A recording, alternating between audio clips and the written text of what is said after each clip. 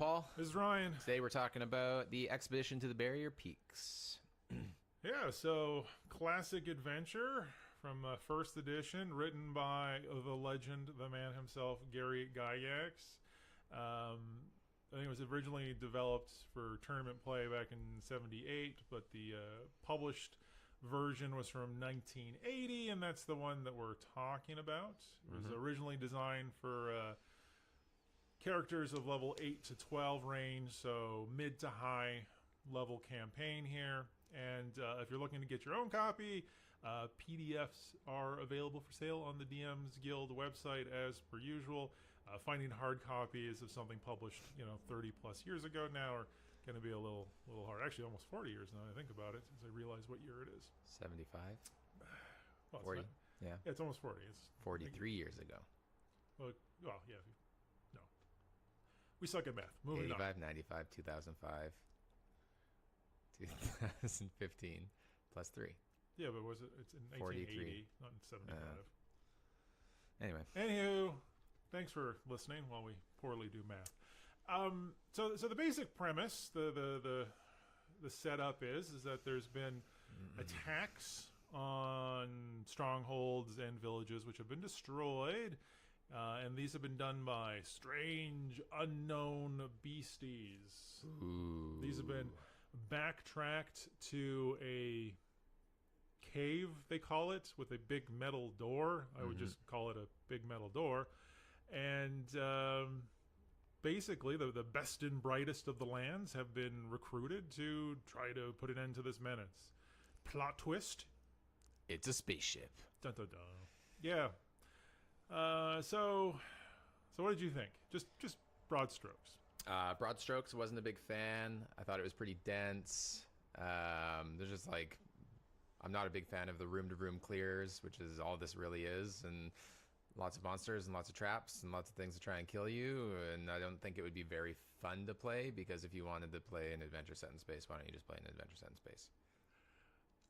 I kind of agree with all of that stuff. I mean, part of this is it is effectively a mega dungeon adventure, and I'm on the same page as you with that. I'm not the biggest fan of mega dungeons.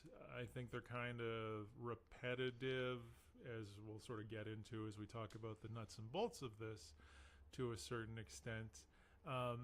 Also, just what I thought was kind of interesting reading this is that it was designed for play with 10 to 15 players, which says a lot more about first edition than it does about anything else. That these games were expected to be played with huge groups of people. I don't even know how you function at a table with that many people. I don't know if you're all expected to play like at the same time, or if you'd have two DMs with different groups. Like I was an embryo back at that time, so I can't really say how it would work at the table, because I definitely didn't play at the time. I also agree, like, I'm not a big fan of mega dungeons in general. There's probably only 10 to 15 people playing D&D when this was written, so you just made it for everybody. That's right.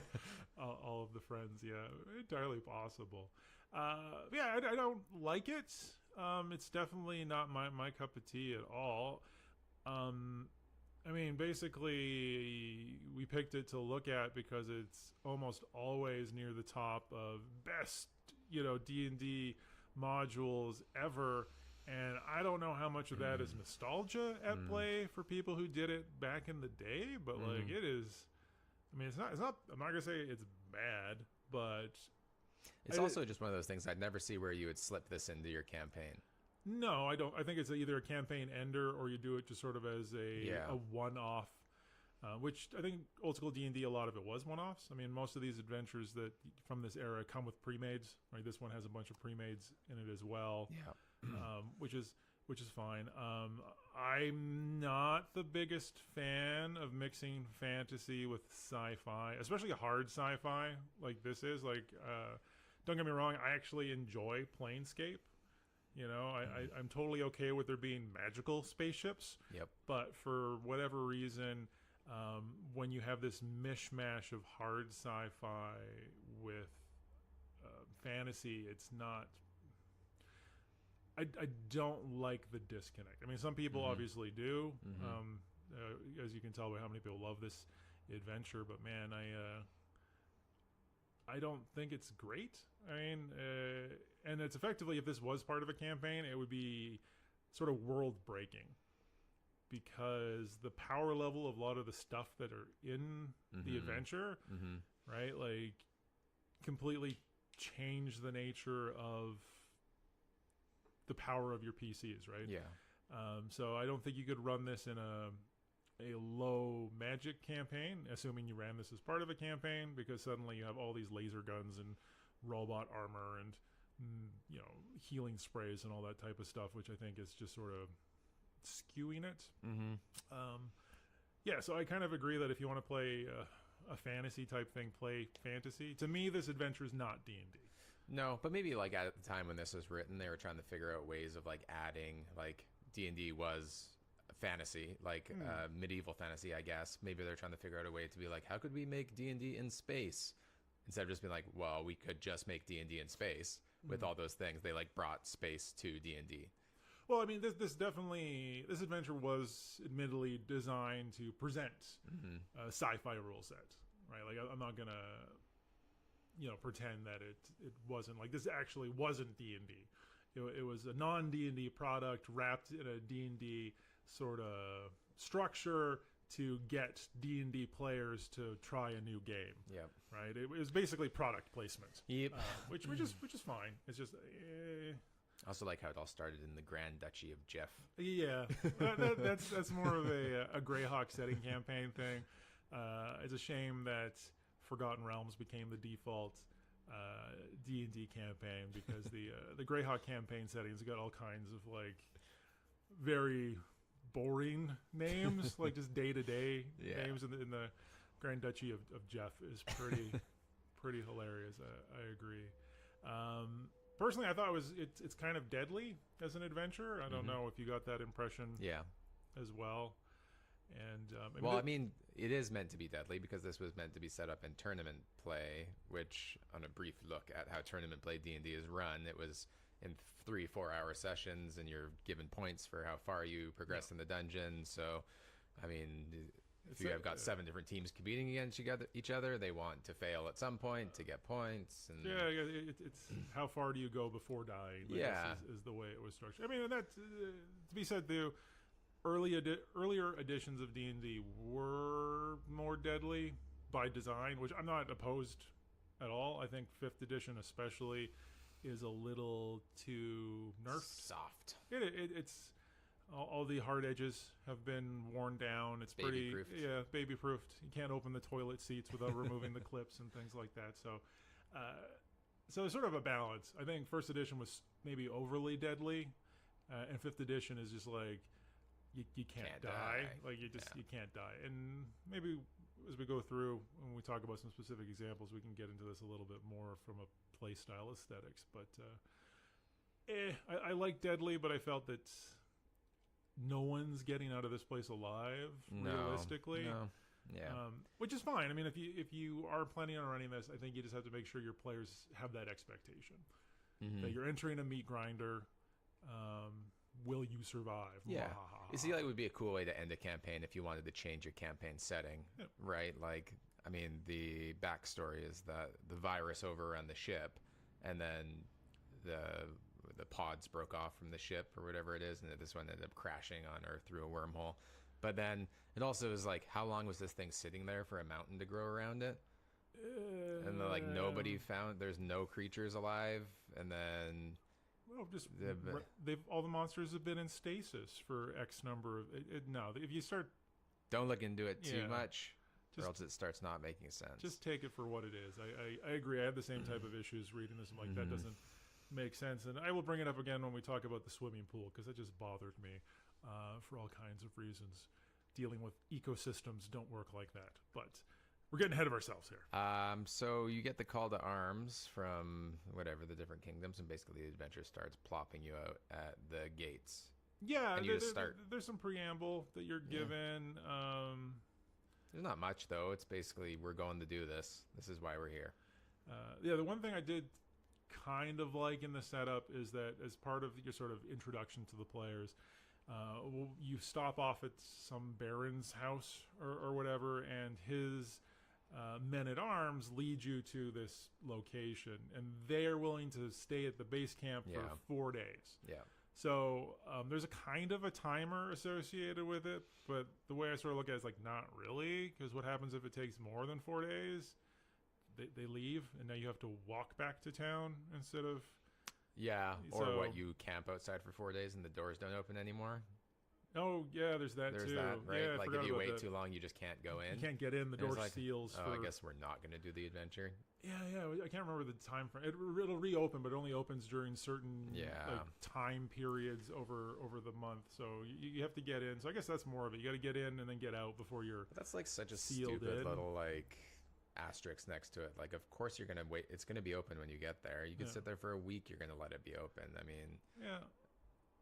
I mean, unless you really care about time as a DM and like they visit this place a bunch of different times and the doors aren't open at some times and manage to be open at other times. Well, I think maybe that ties more into this being originally a tournament play thing, that if you have an overly cautious group of players that want to scout around too much, they just lose the tournament right off the bat. Also, I mean, any types of these you're trapped and blah, blah, blah issues kind of fall apart if your party has a druid in it. And I can't remember if this has come up previously, but it probably has and will probably come up every single time. There's some sort of, you could starve to death if you didn't have a druid. Right. Goodberry is broken, and it ruins the game in lots of ways. Because if you can't starve to death, then that's not really a pressure. So, like, what happens if you get locked in this thing for a month? Okay, eat good berries for a month. It kind of sucks. Were good berries in first edition? No, that's the whole thing. Like, once again, even good berries in like 3rd edition, they just healed you for a hit point. So this would be not playable at 5th edition to some degree.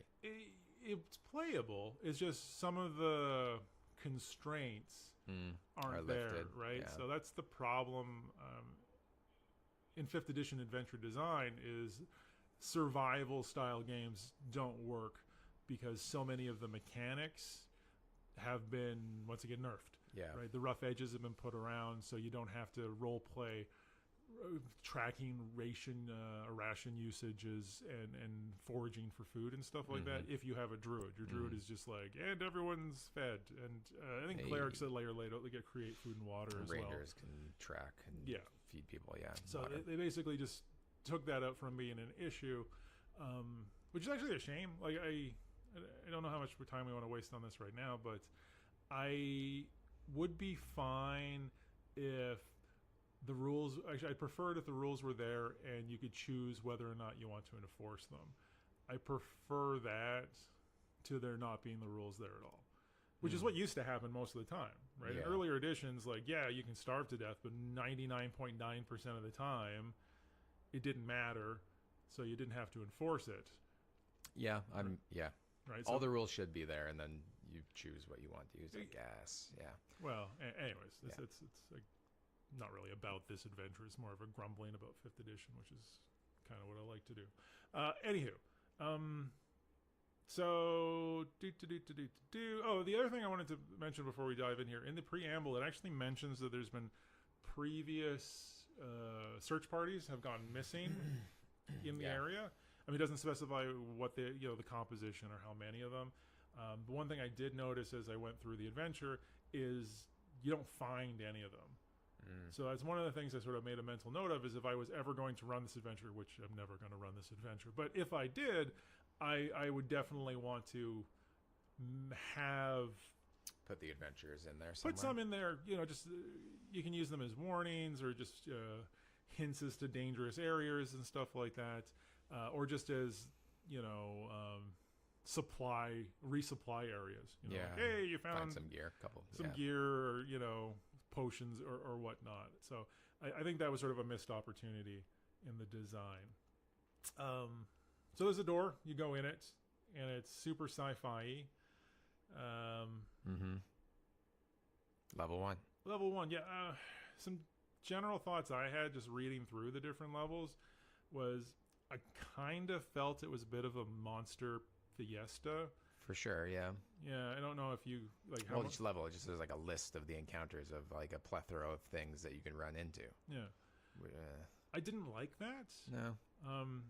I don't know about you, but like I like my adventures to have a certain level of sort of overarching consistency, Theme to them. a theme to them, if you will, right? You Like, have to think like, I mean, there's all these creatures in there too, and they haven't taken each other out at some point. They've been in there for how long? And they've like created this ecosystem. Like everything should just be dead. maybe a couple of super predators left. Yeah, Yeah, yeah. This ties into what you were saying about like how long ago did this happen? long enough for a mountain to grow around it, because it's a cave entrance, right? Yeah, So a spaceship crashed on the planet, and it was growing around. well, long enough if that nobody remembers it happening, Yeah, right? So and it's not a giant metal tube on the side of a mountain. and to a certain extent, some of that is cheated by the adventure saying, "Oh, they've just been in stasis until the robots let them out." Whenever, but that doesn't really work. Doesn't jive. It doesn't work for me. So I just kind of dislike that. It's almost impossible for players to know what to expect. Right? You turn around the corner and it's like displacer beasts. Okay, and then you go down this other one and it's like mind flayers. It's like, okay, that's kind of cool, but like, why were they there? They're not from this like dimension. well, they were, it was a colony ship. Apparently, you need displacer beasts on your new planet that you're colonizing. Like, some of the internal logic just falls apart. I just guess when you're running a mega dungeon, you need to have enough different things so you're not just fighting the same thing over and over and over again. Yeah. So that's kind of it. Like I felt that you could have probably mostly gotten away with like the robots and the androids, and then the veggie pygmies, which I believe this is where they were first introduced as a thing, is from this adventure. They make sense in the context of it, so I'm okay with them being. I think I liked there. them the most, and like how they were set up. That was probably like the best part of the first level, and then it was just kind of like a grind from there on out. Well, elaborate. Why did you like it? What did you like about it? Well, it seemed like there was I don't know. They were like the end boss of the level, I guess. If you had say there was one big encounter, it was the veggie pygmies, but they had like a series of like there's the shrieker plants or whatever, the shrieker fungus that were around. So it was like if there was a race that had been on the ship for a long time, they had like figured out a way to be on the ship for a long time. They knew how to work around the alarm systems and use them to their advantage, and that was interesting to me. Is like it sort of made more sense. Like they've been there for a while. There's no way to get out. They found a way to survive in like a hostile environment. Oh yeah, for sure. I agree. I like that. I mean, that's pretty much the only part of the adventure that really feels like a traditional dungeon, if you will. Like it's a bunch of linked encounters. There's boss, quote unquote, enemies in their tribal. I can't remember, chieftains or whatever they call it, or something like that. So there's the tribal structure and what have you. So that I like that. I think it worked well. But it was the only part of the adventure too that seemed to me like if you completed that, you quite obviously like are I don't know, if you're thinking of in like tournament play, you've like progressed beyond something. Like the to get around the spaceship, there's like gated key cards, like Metroid-y type stuff where you need the blue card to get through the blue door and that kind of stuff, right? Yeah. So a bunch of the pygmies had those cards. You can find them off them, and then you get access to the next level beyond that. Every other level consecutively just seemed like there's just a bunch of stuff that you're trying not to die when you touch it. That's true. Speaking of the key card things, like I guess they kind of make sense from thematically, if you will. Like, oh, there should be restricted areas and what have you.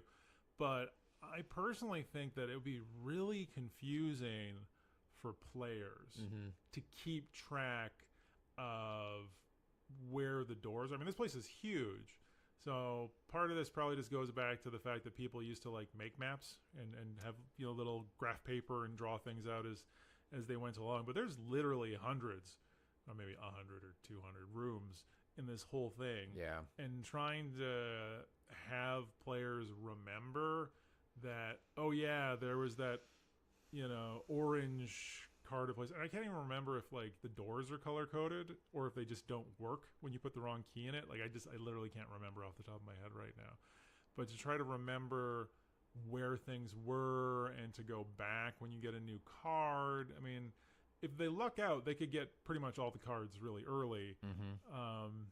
And with a little bit of intuition, they could figure out, okay, this is the only real one that we need. This one will get us through everything effectively. Because there's like sort of a hierarchy to the key cards. But also, like, you're right. Another thing back to the level 1. Yeah. I found that there's like the lab section on level 1 where they can find a bunch of potions. Yeah. And those potions like affect plants that are like can affect them positively and negatively on one of the other levels. And I thought that was cool. It's like the idea of the first level was, it seemed like, was lost in every other consecutive level, where like things on level 1 would influence things on level 2.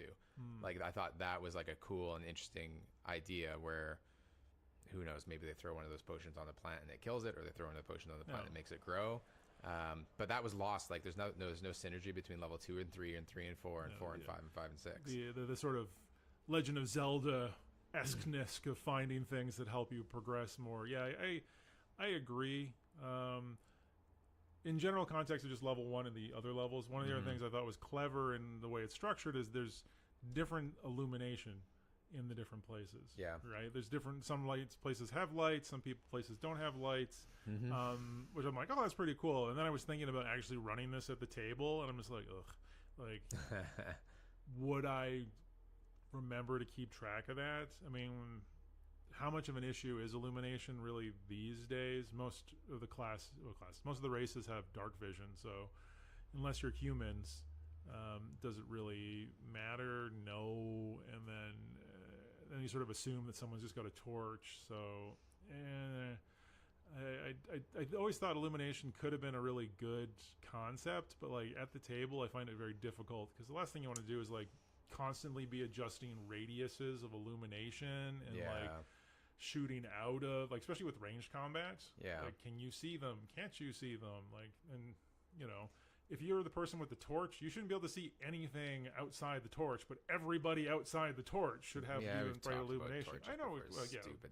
But it's also like you have to. right? I think when I'm thinking about this is level 8 to 12 or whatever it was. But so if you're that experienced of an adventure, it should go without saying that you know how to illuminate your adventure. That you would do it without having to explicitly be like, I make the illumination thing from the thing. It's like, I would probably assume that you're just doing that, like just like you're eating when you camp at the end of the night. Like, why would an adventure that experience have to be like, and then I pull out my seeing tool? I mean, and this is sort of not necessarily a problem with this adventure per se. It was more of a problem with maybe modern D&D in general. Is I think this is one of those sort of nerfed things that if you have to have a torch, that uses up one of your hands, right? So if you have to have a torch, then you can't have a shield, or you can't be using 2 weapons. Right? Like, that's the idea, is that it's a restriction on you. Like, if you want to be able to see, you have to have this, you know, it's a cost benefit type of thing. And that's lost a little bit these days. Anyways, I don't know that I necessarily need to dive into or waste any more time talking about this. All right, level 1. All right, this is what you want to talk about. Getting back to the labs, I thought of the rooms on this floor, those were the most detailed. Reading through it, I felt that like there's just too many rooms.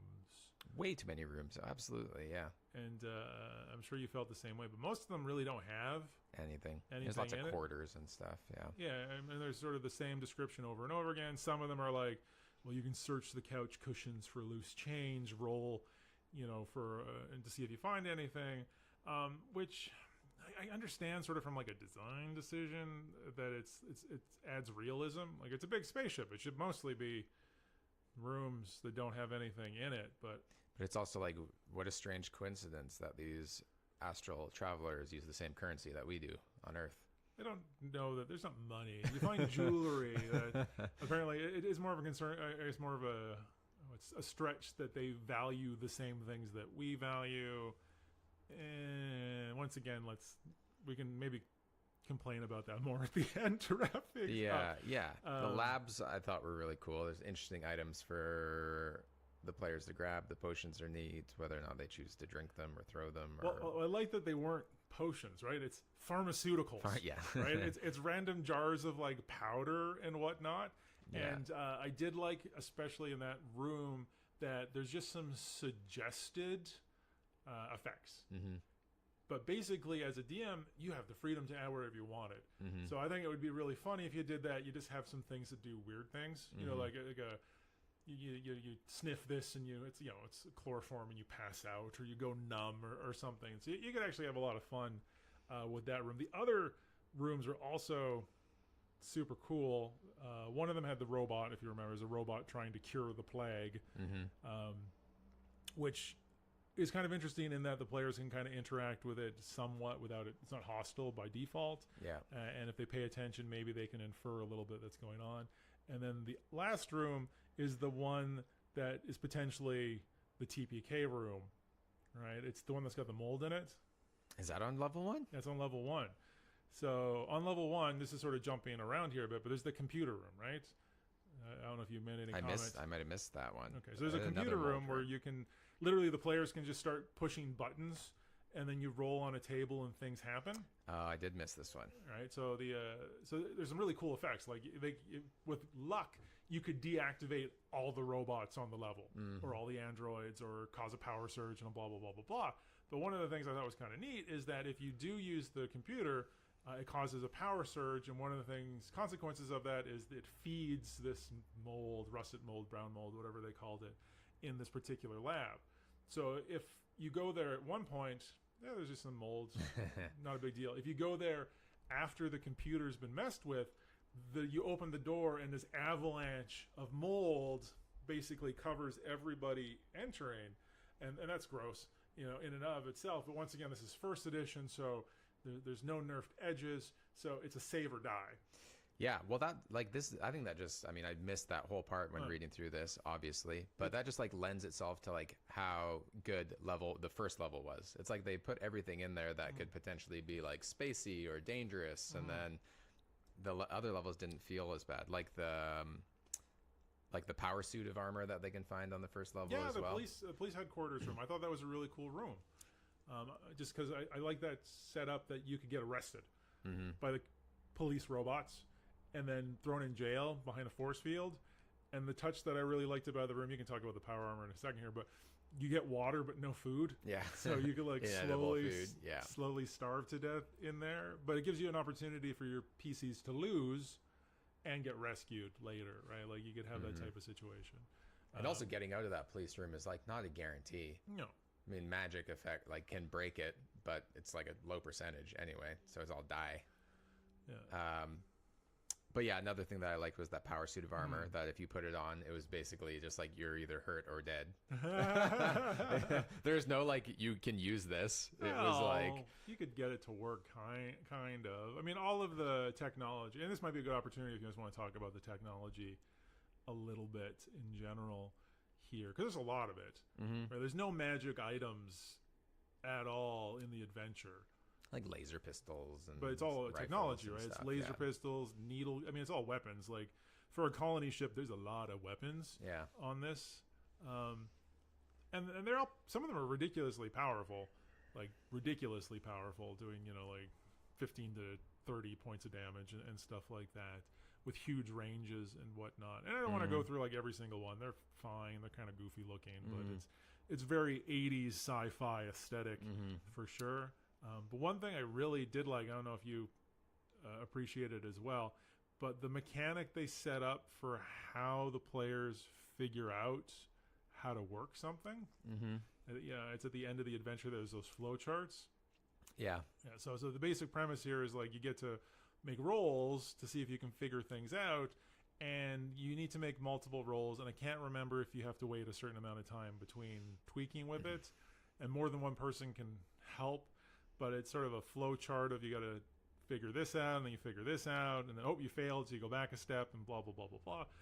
In the end, you can figure out how to use it, and I kind of liked that a lot. It was a cool system. It's it would be a good way to. to let smart characters try and figure out things that they wouldn't normally know how to use, regardless of it's alien tech or not. Because I mean, if like you hand someone something in real life, they're like probably eventually going to be able to figure it out. So yeah, it was cool. I did appreciate it. Yeah, and there's like lots of different graphs for different things. Well, yeah, I think there was 3 or 4 levels of complexity. Yeah. So if it was simple, it was easier. If it was more complex, I thought it was a really cool mechanic, and it got me thinking. Like, I kind of wish we had something similar for, say, identifying magical items in modern D&D.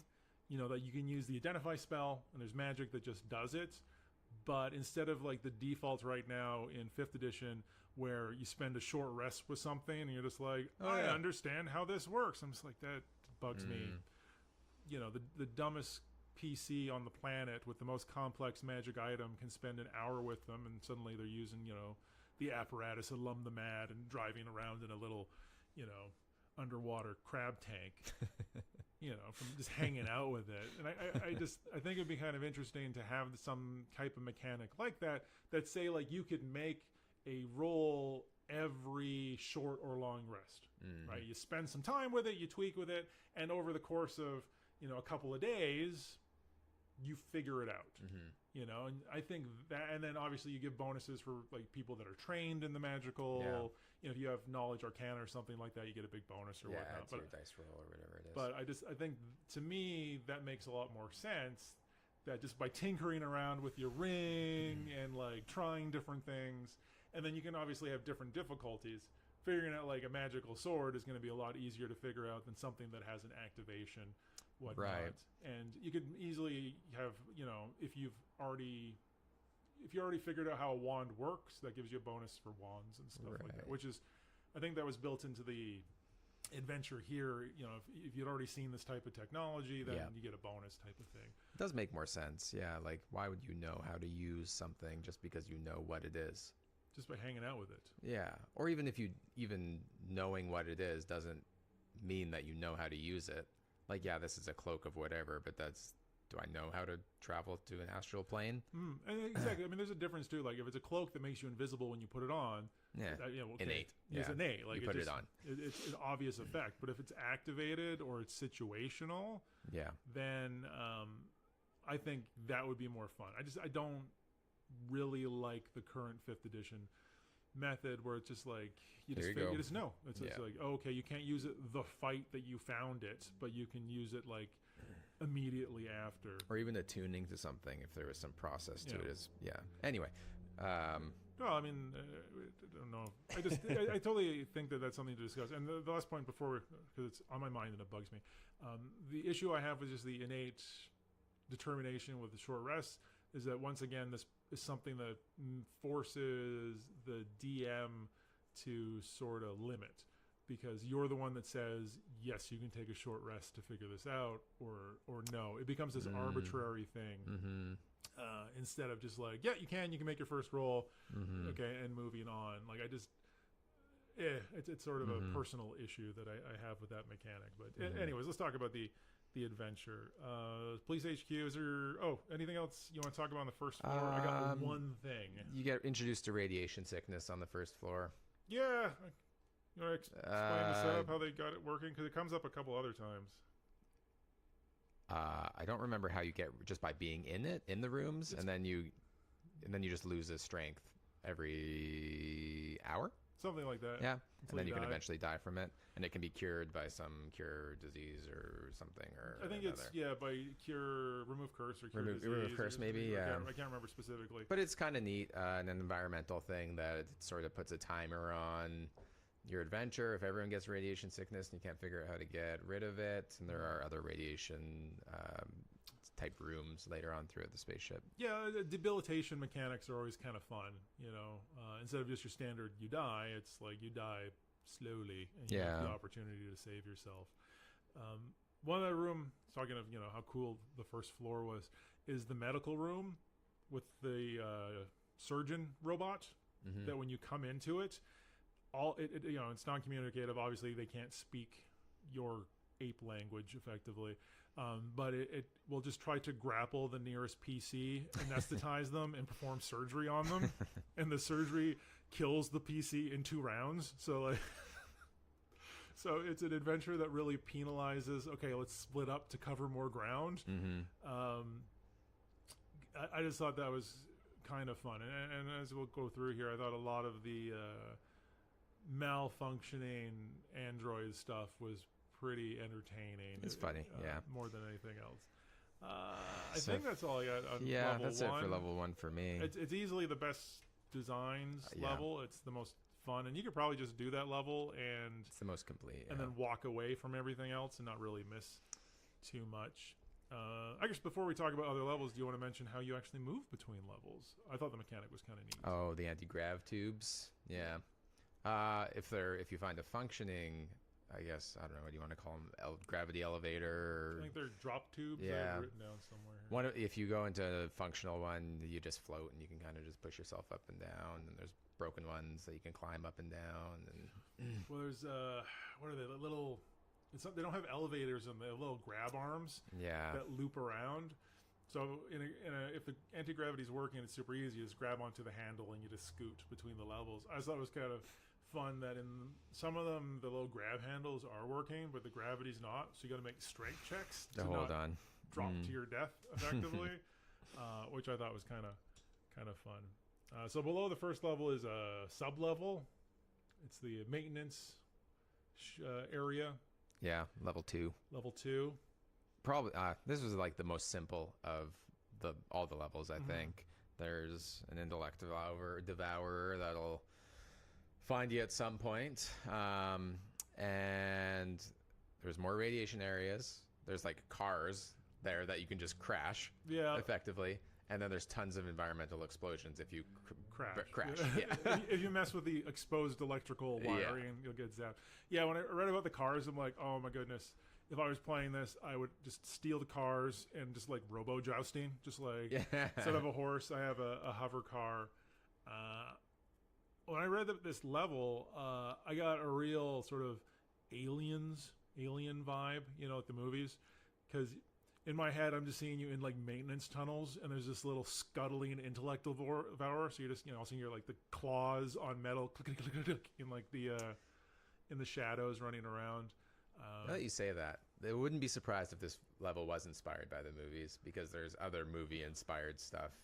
Yeah, when did Alien come out? 1978? So it might have been an inspiration for it. I mean, it's a shame, though, that, like, Intellect Devourers in 5th edition aren't actually that scary anymore, especially for level, 8 characters. Because they just have low ACs and not very many hit points and blah, blah, blah, blah, blah. But Intellect Devourers are easily one of the neatest D&D monsters. And for those of you out there who don't know what these are, is they're basically brains with legs. And they can drain your intelligence and then eat your brain. And basically they... I can't remember how it worked in older editions. I recently read the 5th edition one. But they transpose themselves into your skull, and then they wear you like a meat puppet. and they just take over your body. And when you kill the body, they just burst out of the head and then scuttle off. Like it's a great little monster that, even on its own, fighting an Intellect Devourer in an enclosed space where you can get easily separated would just make a fun little mini adventure. Intellect Devourer in sewers with like 4 of the party members step ahead of the door and the door closes. Yeah. Now you're separated and half the party's being hunted by an Intellect Devourer. Or a pit trap in the first level that dropped you into like the maintenance tunnels, and you can really play it up for fun. I mean, ultimately though, you fight it, you kill it really quickly, or you could kill it really quickly, and then it's less fun. Yeah. But like you could really set it up to be sort of a spooky-esque area. Anyways, one of the other things I liked about the level is that, like, the exploding walls, basically, like there's things that would seem like, I can't figure this out, let's just hit the control panel. But doing that, you have like a pretty high percentage of like causing an explosion, but then the explosions have chances of causing like secondary explosions, so you could set up like a chain reaction of explosions, which you just like ignite the entire place and just kill you, which I thought was pretty great. And then you die. Yeah. And then you die. And then you lose. But yeah, level 2, there wasn't a whole lot going on. I don't think it was supposed to. So from level 2, you can get to the next level either, once again, just going through the drop tubes, or I believe there's there's a hole. I think there was like an explosion in the past, and you can crawl through the hole. So level 3, I called this the observation level. It's basically a big balcony overlooking the garden and some associated rooms. I didn't think it was anything particularly exciting. Some of the imagery there I enjoyed. Level 3 had my favorite creature in the whole thing. The webbirds? The webbirds. They're so cool. They're so gross. Yeah. So what are the webbirds? So they're like beakless little birds that spit webs, or however they eject webs out of them. So they just keep flying by and like webbing you up. And when you're finally restrained, they land on your chest and eject like grubs into your chest. And then it'll slowly kill you and then eat you alive. You can survive by curing disease on them, but they're just super cool and like seems like you're gonna get webbed and you're gonna get injected with grubs, and there's no way around it. Well, they're small, they're hard to hit, and there's lots of them. Yeah, there's a lot of them. Yeah, no, I thought I got webbirds. Webbirds. So yeah, I thought that was one of the more entertaining aspects of this floor. I also thought there were some very dangerous environmental hazards, we'll call it. I mean, most of the plants, as we'll talk about in level 4, are super deadly too, and some of these come up again, but like the vampire vines. The vampire thorns and the strangle vines. The strangle vines. Like the save or die. The strangle vines are full on save or die. Yeah. Like it's infinite attacks. It's an unlimited attack. So basically, if you end up in an area with this, you lose. Yeah. Unless somebody pulls you out. Yeah, it cuts it quickly. Right. Because it's like what, one round, save or die, save or die, save or die. Yeah, and then the vampire thorn vines just drain you. 25% of your HP though. Yeah, a lot. Yeah, it's not like a little bit. Yeah, they're like, that's the thing. This is like it is very deadly, and it's not. There's no way around it. It's just like dead. Yeah, no, it's sort of like, oh, you got through you got past the intellect devour and survived round 1. Well, guess Congratulations. What? You just walked on these thorns and they killed you. There's some other cool stuff in here too. I like the idea of the roper fishing over the balcony. It's the thing that looks like a column, and it's just got some tendrils dangling down, fishing for monkeys or what have you. I just thought that was kind of clever from a sort of a verisimilitude sort of standpoint, because if there was monsters in here, I could see them using the height to their advantage. Why there's ropers in here? Because and then there's just a bunch of other rooms. I didn't think there was anything super exciting in the rooms, with the exception of the dining room. The dining room was another one of those encounters that just made me smile. Tell me more. So if the PCs enter the dining room, there is a server robot who greets them, seats them, and then brings them food. And of course, the food is all like covered in mold, and it's like, eat. And if you don't eat, it tries to force feed you the food. And of course, if you taste the food, the blue mold makes you go insane for 1 to 4 rounds, and then you die. So if you taste it, it's like, I guess I'll just be polite, have a little bite, There's like a leg, and then you go crazy, and then you die. See, it's kind of funny. Like, we said we didn't like this adventure, but the more, like, just talking about it, like, there's lots of cool stuff in it. It would be crummy to run. There's tons of cool stuff in it. Oh, individually, some of the encounters are just great. And we haven't gotten to some of my favorite ones. Like, the webbirds would be a cool thing if you had, like, a necromancer or, like, some corrupted chemist type thing in your campaign that he was, like, creating these birds. Transmuter, man. Yeah, transmuter. Yeah, like, right? Like, I learned how to breed parrots with spiders. Yeah. All I had to do was remove their beaks. Attack my webbirds. Get them. There's some really cool ideas in this. Collectively, though, to like actually sit and run it, oh, the amount of prep work you'd have to do alone would be terrifying. Yeah. And once again, this isn't even getting into like, oh, we got laser guns, and we just use laser guns to kill everything. So, level 4. Oh, there's one other thing I don't know if you caught, but in level 3, you can find the koalas and let them out. The feathered snake things. These are the first of a couple of good creatures that you find. No, I missed those ones. It's just sort of in one of the storage rooms. Yeah. They're in stasis. And the only reason I bring this up is because if you let them free, they will kill the Intellect Devourer and the web birds for you. Okay. So it's sort of like, oh no, we're trapped because web birds keep killing our halflings or whatever. Yeah. You hide out in this storage room, you release these good creatures, and then, they deal with the hazards. So I think it's, once again, it's sort of like a release valve. It's a reward. You made it this far. Let's get rid of the two of the most dangerous things. So I'm sure in competition, finding and releasing these are probably like, oh yes, you get 50 points towards your score, or however it used to work. All right, level 4, the garden level. Lots of stuff here. It's pretty cool. Before you tell me something you liked about it, I just want to make a blanket statement about why I hated it. Not for the individual encounters, but I think having a giant garden in a spaceship is a cheat. I think having just randomly adding biomes into your environment. I mean, I guess sort of it's a trope of a mega dungeon. You got to break it up. We can't just have too many sterile rooms. Yeah. But then why isn't level 6 should have been like the ski chalet level, and then we could have had Yetis to fight and whatnot. So it's true. Just reading, I'm like, yes, there's lots of cool stuff here. And they're all anaerobic, obviously. Are they creating? I guess the plants are creating oxygen from the artificial lighting that only works some. Anyways, I guess there's cool stuff here, kind of. It's super cool, but I also didn't buy the logic behind why there's so many deadly, horrifying creatures in there. It's like, oh, the colonists wanted to look at all these horrifying things while they were going. It would be a disaster if they ever got free. Oh no, they all got free. So that just kind of the virus bugged me. And I have a workaround this, but I'll talk about it when we wrap things up at the end, because I have some suggestions if you were going to run this. Anyways, what did you like about it? I thought there was some cool stuff. I thought the low grass was the boring grass. Oh my god, awesome! I have exclamation points written down. It's terrifying. It's described as a low grass patch, and when you step onto it, the grass bores into your feet with a corkscrew, and you have to save versus poison or become paralyzed, and then it would just continue to bore into you, and you would die.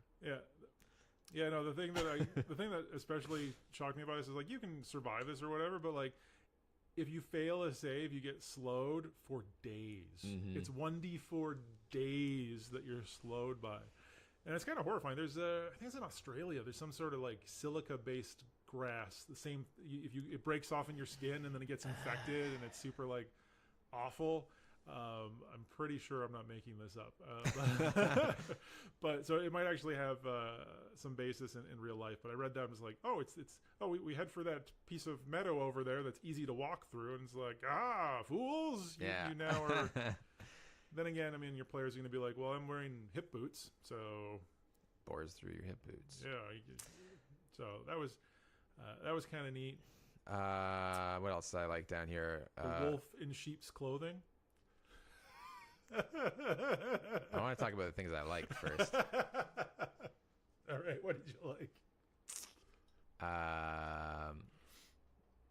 The Arumvarax. Oh, yes, the golden badger. The badger thing, the honey badger. Yeah, I thought it was cool. It's a tiny little badger that's super powerful and super dense. Yeah. The horrid plant. All the plants are pretty neat. But that's the friendly plant. It looks super dangerous, but you can befriend it, and it'll tell you about the dangerous plants. And I thought the squealer monkey thingy was cool. That fakes the death cries of animals to lure prey. Yeah, no, that's kind of neat.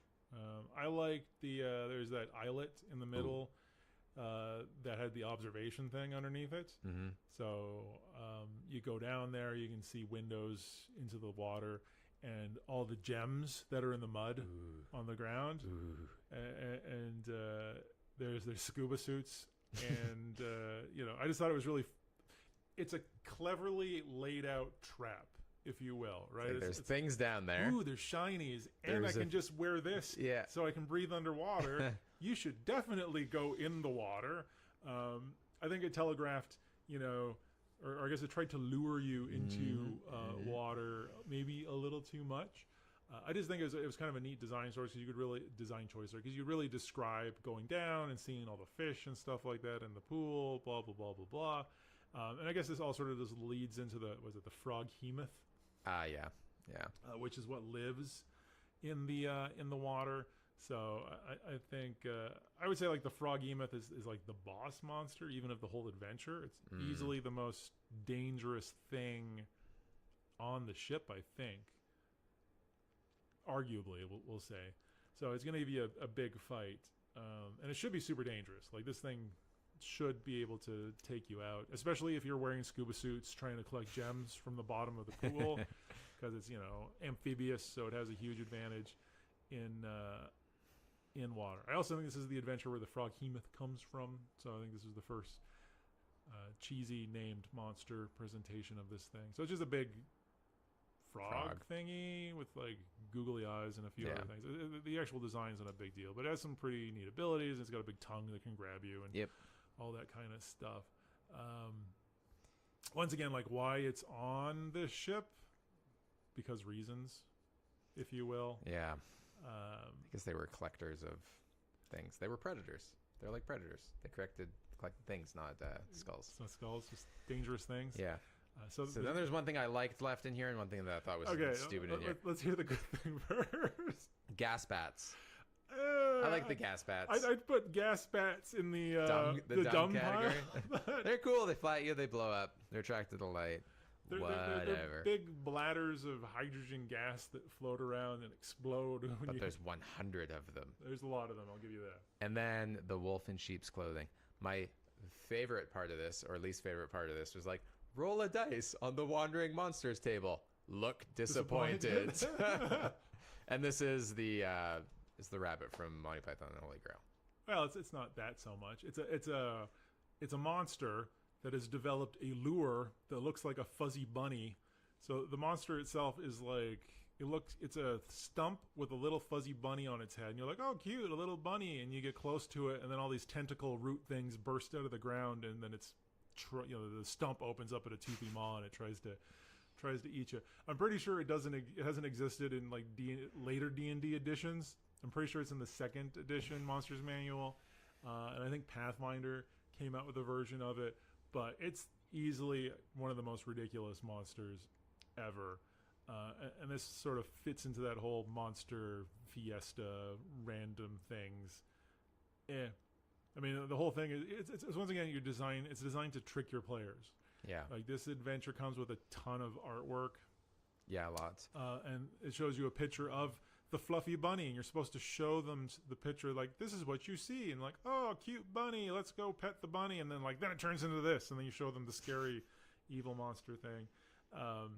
So yeah, it's obviously just like it's more of a trap than a monster more than anything else, but it's one of the cheesier Dungeons and Dragons monsters, for sure. Anything else you want to talk about? No, that's it for level 4. Okay. I liked level 5. It was simple, small, and anyone above 5.5 feet tall probably dead. Oh, because of the mold? There's yellow mold on the roof that if you don't explicitly say that you're ducking, you scrape at the top of your head, and then it explodes into spores or something poison, or you're dead.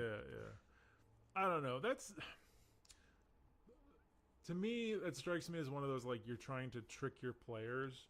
And you're just like, I walk down the hallway. It's like, well, how tall are you? Well, I'm 6 feet tall. Ha-ha, you bonked your head and you're dead now. Like, that's one of those situations where the player, I think justifiably so, will just say, I'm obviously just going to not rub my head through the mold. So yeah, I don't know that it's fair that you need to explicitly say that. I think that would be mean to do it that way.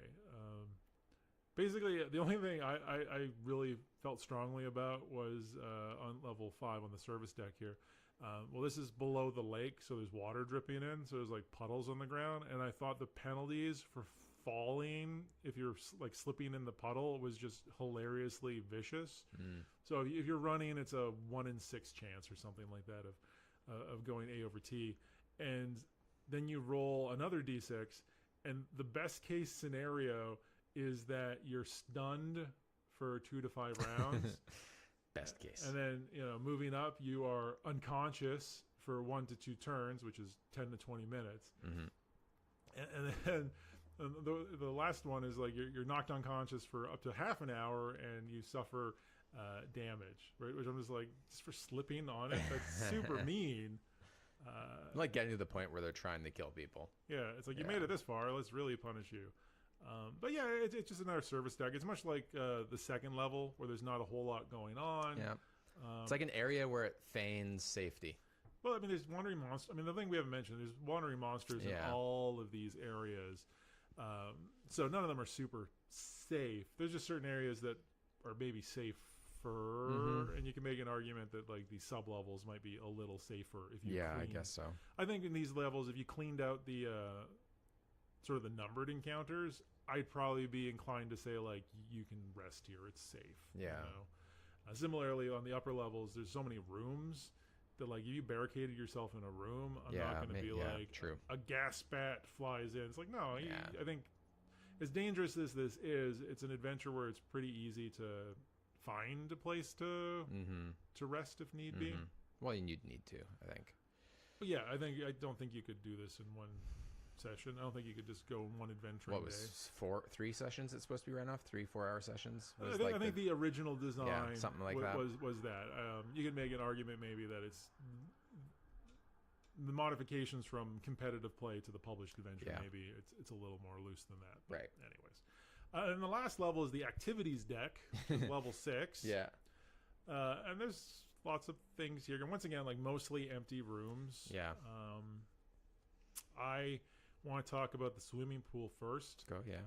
So there's a swimming pool, which inexplicably is still full of water and full of organisms because at some point in the past, one of the occupants of the ship went crazy and ordered a lot of specimens dumped into the swimming pool, which apparently isn't chlorinated because that would just kill everything. But hey, you know, D&D. And now it's just full of like a whole thriving ecosystem, right? Makes literally no sense from just sort of like any point. I remember reading part of it, and then one of the creatures that it talks about, it's like it survives off eating the other little fishes and things. Yeah, in here. it's like, well, what do they survive off? How many things are in this thing? Right. It's like if you stop maintaining your backyard pool, it doesn't become this permanent thriving ecosystem. It's like an algae cesspit. It becomes a cesspit and then dries out unless you keep filling it. Anyways, let's suspend our belief here a little bit and say, sure, there's magic operating all of this stuff. Space magic. Ignoring all the things that like bugged me about the believability, I thought that was kind of a neat encounter built into this. Because in the swimming pool, there is a Eye of the Deep, which is basically an aquatic beholder-like creature, right? For lack of a better description. It's nowhere near as dangerous, but it has some neat abilities. Yeah. And I liked that the way the encounter is set up is it's using its illusion ability to pretend to be some like just a garbage. Jumble of bones. Yeah, on the bottom of the deep end. Yeah. And the pool itself has a bunch of glittering treasure in it, just like actual legitimate stuff in it, once again to like lure the adventurers into the water where then it gets attacked by this aquatic monster, which aquatic encounters in general are just deadly. You aren't nearly as effective underwater, even though I think in 5th edition you can hold your breath for like 20 minutes which might be an exaggeration. But it's a long time. It's a long time. So drowning is a lot harder to do. But I think it's always interesting when you have encounters that have an environmental aspect of it. I agree with that. And underwater is just one of those. And I think probably of the environmental restrictions, it's probably the most overused.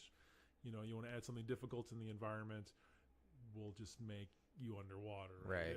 It comes up a lot. And I mean, in the adventures we've done, it's already presented itself more than in once. Several times, yeah. So, still, I'm not going to complain too much about it. I think it was a well-executed encounter. If the PCs survive it, they get some treasure. It's a nice little contained fight. And so I like that one. How about you? Something you liked about this level? The workout robots. The androids? Yeah, the androids I found probably the most interesting on the level. There's three of them? Yeah, there's 3 of them. There's a boxing trainer who will fight you barehanded. There's a wrestling trainer who tries to grapple you. Fencing trainer and a karate master. And they'll like throw workout equipment at you and stuff too, and it's just kind of like neat. I don't know. If anything, if like a whole Android theme probably would have been better and more fun, because like the flavor that they gave the androids already was pretty cool, like the surgeon bot and like the dinner bot, and it's like these are robots gone bad. Like this makes sense. Like all the other creatures didn't. So I thought those are kind of cool. We thought it was weird that there was Shedu in the middle of this place and a mind flayer. Yeah, I actually have that. It's my third point for this is the Shidu and Mind Flayers really shouldn't be in the dungeon. Yeah, and they like avoid each other, but they've managed to be in there for however long, and the Mind Flayer will like go check up on them. Oh. Mind Flayers eat brains. Whose brains have they been eating? Like it just, once again, like these are monsters that don't really fit. I think these are, I mean, Mind Flayers are just super dangerous. Yeah. So I think it's like, hey, you made it to the bottom of the dungeon. Now you die. Yeah. I mean, that being said, you know, the power level of the PCs should be enough to kill some Mind Flayers. It's just, I don't know. Going back to your Android exercise robots. Yeah. I did think the wrestling one was super punishing because it grapples you, and if it succeeds in a grapple, you roll on a table and it breaks your arm or snaps your neck and you die. Like it's a very vicious thing. And I'm pretty sure it's on this level. I didn't write it down, but there's another. I think there's an aerobics android that you run into. I think he's the one that throws the equipment at you. Yeah, that might be it. But this is the only one that actually speaks common. So it starts shouting like exercise slogans to you, push it to the max, you know, and whatnot. And when I was reading them, I'm like, what is going on here? and it turns out that this one has a universal translator box. So I think this is the only place in the adventure that the PCs could get access to a piece of technology that would allow them to communicate with the other robots. So if you make it all the way to the bottom, you could get technology that would allow you to communicate with like the police robots, which aren't hostile on the upper level. So you could theoretically see your PCs with this technology being able to sort of take over components of this. And that's kind of it. So like was a big part of my displeasure with this particular adventure and Mega Dungeons in general is that it just kind of ends. You know what I mean? Like, and you check the last room and you're good. And then you have to walk back through everything. And you just walk back out and you're like, success. Which I guess is the point, right? I mean, you went through, you got a bunch of technology, and then you came back out. But to me, it's not very